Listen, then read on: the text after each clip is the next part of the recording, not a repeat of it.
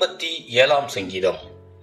தாவீது சவுலுக்கு தப்பியோடி கெபியில் ஒதுங்கையில் தனக்கு நஷ்டம் நேரிடாதபடி அல்தஸ்கேத் என்னும் வாத்தியத்தில் வாசிக்க தாவீது பாடி ராகத் தலைவனுக்கு ஒப்புவித்த மிக்தாம் என்னும் சங்கீதம்.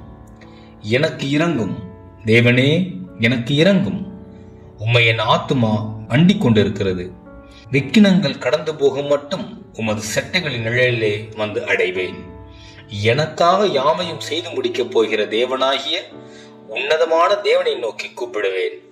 என்னை விழுங்க பார்க்கிறவன் என்னை நிந்திக்கையில் அவர் பரலோகத்திலிருந்து ஒத்தாசை அனுப்பி என்னை ரட்சிப்பார்.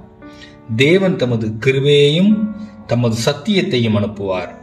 என் ஆத்துமா சிங்கங்களின் நடுவில் இருக்கிறது. தீயை இறைக்கிற மனுபுத்திரருக்குள்ளே கிடக்கிறேன். அவர்கள் பற்கள் ஈட்டிகளும் அம்புகளும் அவர்கள் நாவு கருக்கான பட்டயமுமாயிருக்கிறது. தேவனே, வானங்களுக்கு மேலாக உயர்ந்தருளும். உமது மகிமை பூமி அனைத்தின் மேலும் உயர்ந்திருப்பதாக. என் கால்களுக்கு கண்ணியை வைத்திருக்கிறார்கள்.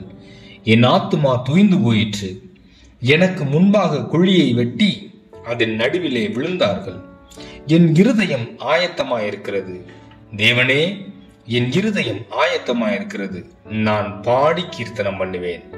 என் மகிமையே விழி, வீணையே சுரமண்டலமே விழியுங்கள். அதிகாலையில் விழித்துக் கொள்ளுவேன். ஆண்டவரே, ஜனங்களுக்குள்ளே உம்மை துதிப்பேன். ஜாதிகளுக்குள்ளே உம்மை கீர்த்தனம் பண்ணுவேன். உமது கிருபை வான பரியந்தமும் உமது சத்தியம் மேகமண்டலங்கள் பரியந்தமும் எட்டுகிறது. தேவனே, வானங்களுக்கு மேலாக உயர்ந்தருளும். உமது மகிமை பூமி அனைத்தின் மேலும் உயர்ந்திருப்பதாக.